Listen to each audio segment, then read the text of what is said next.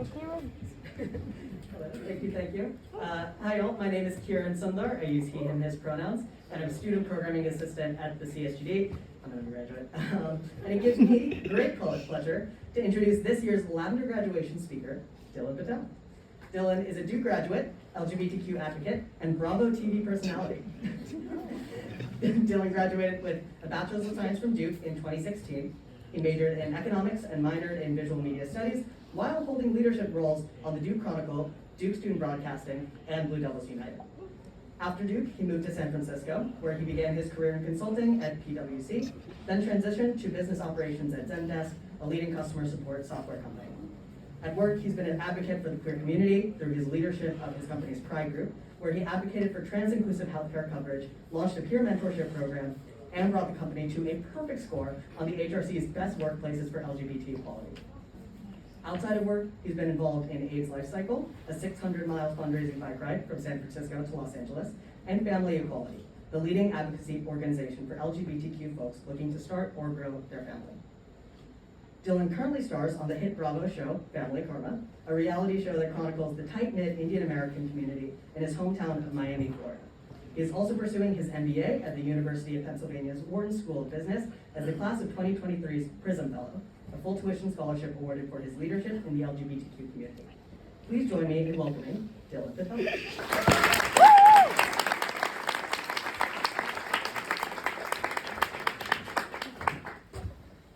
Hello, everyone. Can you hear me now? Yeah. So I almost wore that blazer, and then I realized it's the Google Me blazer. So when half of you are like, who is this? You would just think I own one blazer. So I opted for a different one. Thanks so much for the kind intro, Kieran. I know where you went. Thank you so much. And congratulations to the class of 2023. Tim Cook really wanted to be here, so he sends his regards.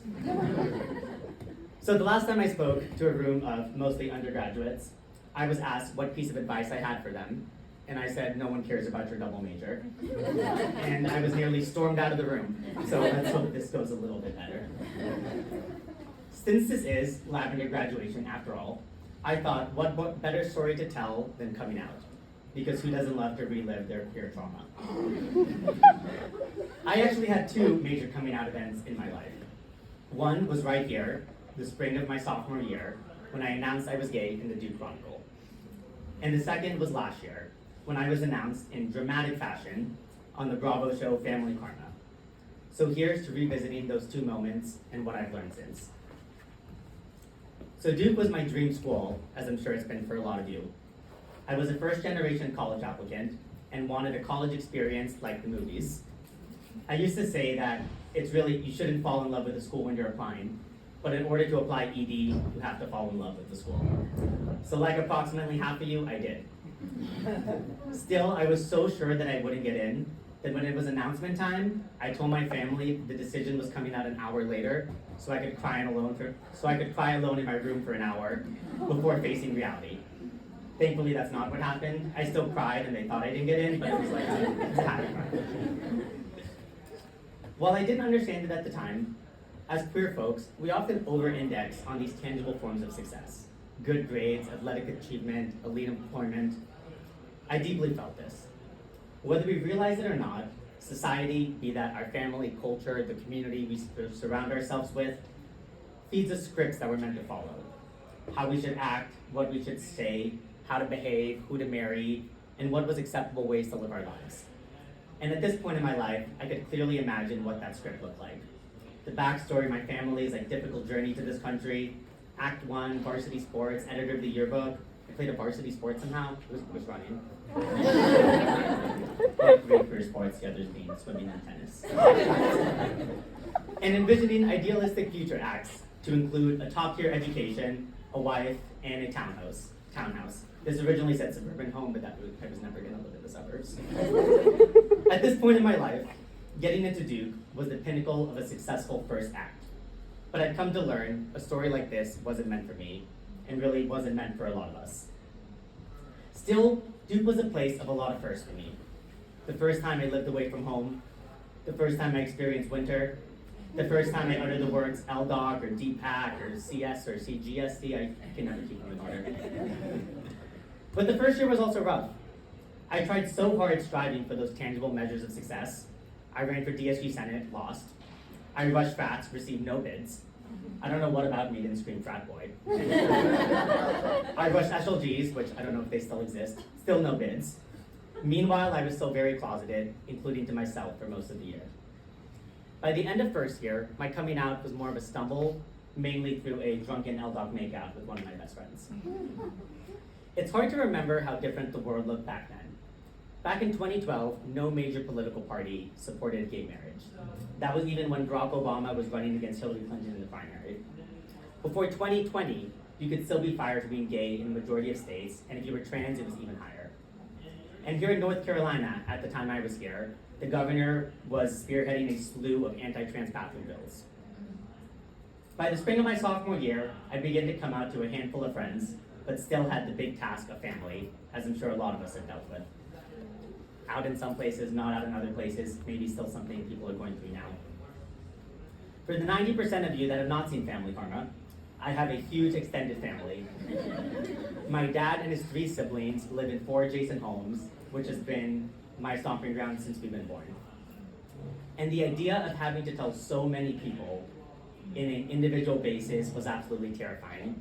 And I didn't want to face the gossip train of telling a few and having it spread through, because I'm a big believer in the more you treat something as shameful, the more people respond to it in a similar way. So I decided that if I was going to come out, it was going to be in my own words and all at once, and in the most dramatic way possible. I was already a columnist in the Duke Chronicle, and used my weekly column to announce I was gay in an article entitled Dear Mom. The experience taught me the need for finding your community, and in that moment, it was the Duke one. The night before the article was released, I sat in my friend Tyler's Bassett dorm room with a bottle of wine in hand and sent the scariest email of my life. I was 19, but you know. The PDF of the article that was set to be released the next day. They were in total disbelief. The script to my life had crumbled into pieces. It all feels kind of like a blur now. We barely talked that night, barely slept that week. A lot of wrong things were said. Only years later did I understand it better from my parents' point of view. So my mom is also on this Bravo show, and she has her own confessionals. So about 2 years ago, I sat with my ear pressed up against the door as the confessional microphone person asked her how she felt when I came out. I was essentially eavesdropping on her long overdue therapy sessions. Side note, can we normalize therapy in the POC community? Because my family needs it. She talked about coming to this country, getting married, having kids, and trying to envision what their successful future would look like a lot of our parents do. When we come out, we have all this time to rationalize with it. And when we come out to them, it's kind of hitting them all at once. And to them, our life script shatters the same way it does. Our life script shatters the same way theirs does, living so vicariously through the way that we live. For 2 sons, her life script included getting a quality education, finding professional success, getting married, and having beautiful children that go on to do the same. Meanwhile, my dad grew up in the 1960s and 70s in Kingston, Jamaica, where folks were routinely assaulted for being queer with no repercussion. When I was little, I remember people would ask him, "Do you care if your kids marry Indian?" Which is like, for whatever reason, a very common question he got asked. And his cheeky dad response was, "As long as they marry the opposite sex, we're happy." For him, he was now grappling to deal with what life would look like and how the world would treat a gay child. Like me, my parents now had to figure out what happiness and success looked like in a queer person's life. Like me, they now have to decide, would they be willing to accept a rewritten script? And would we ever agree on what a successful next act would look like? Eventually, I'd learned that the only definition I should strive for is my own. But knowing something and actually acting on what we know are 2 different things. As I think back about my life since, I remember a tweet from LGBT activist Alexander Leon. I told myself I wouldn't do any quotes, but a tweet felt more on brand. Queer people don't grow up as ourselves. We grow up playing a version of ourselves that sacrifices authenticity to minimize humiliation and prejudice. The massive task of our adult life is to unpick which parts of ourselves are truly us and which parts we created to protect us. So I graduated and went off to adulthood, or whatever we're calling our mid-20s. I set out to find what the authentic me was. So my next big coming out was when I was introduced on the Bravo show Family Karma, a docuseries that follows my tight-knit Indian American community. The show made history as the first US reality show with a full Indian American cast, and last week was nominated for GLAAD's Best Reality TV. We lost the rightfully so. Strangely, I had no intention for being on media. I remember sitting in the back of a talk about representation in media during my first job at PwC, and the speaker asked us to close our eyes and imagine what it felt like the first time that we saw someone like ourselves in media. My mind went blank. Growing up, the most well-known representation that we had of South Asians on TV were Terrace on 24 or Apu on The Simpsons. For being queer and South Asian, it was even less, with the most recent being Lily Singh or Tan Friends. Still, the pressure to be one of the few was hard. Would people see me as a representation of a billion people? Would being this openly queer torpedo my professional career? And would people expect me to be qualified on speaking on queer issues?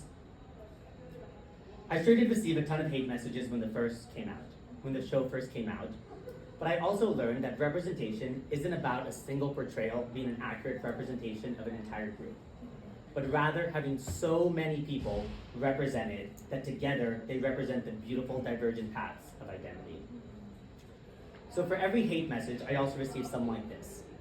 Some young person telling me that, quote, "You're the first person in my life that's my color, my race, my culture, my sexuality that's been represented in media. Having the people around me watch your show has given me the courage to come out. You make me recognize that who I am is not a fault, but the most beautiful representation of my existence." While everyone won't be so fortunate to receive such direct messages of the impact we've had on other people's lives, know that your existence is brave, is beautiful, and you are an inspiration for more people than will ever tell you. Your authenticity is courageous, and wherever you are in your queer journey, your experience is valid and impactful. And while representation has no doubt gotten better, there's still many tables lacking any queer folks at all. So don't wait on someone else to be the first. If you see a table lacking any queer representation and it's somewhere you want to be, have a seat. And if you are so fortunate to be the one breaking down those glass ceilings, turn back and drop down a ladder for the rest of us. Strangely, being on reality TV, where reality is very loosely defined, I learned how to shed the expectations of scripts, and instead focusing on forging my own narrative. So to the class of 2023, y'all have already showed your willingness to make your mark on the world, and I have no doubt on your ability to enable even future progress. From leading racial inequality to environmental sustainability, to continuing the march on queer liberation with the bullshit happening in Florida, Texas, and everywhere else. I believe in y'all and your ability to make the world a better place. If you remember anything today, remember to give yourself permission to go off script and give yourself permission to be the first. I can't predict the future. I don't even know what I'm doing after my own MBA graduation next year. But I do know that the world will constantly demand more of us. So be a doer and take care of our community. Thank you.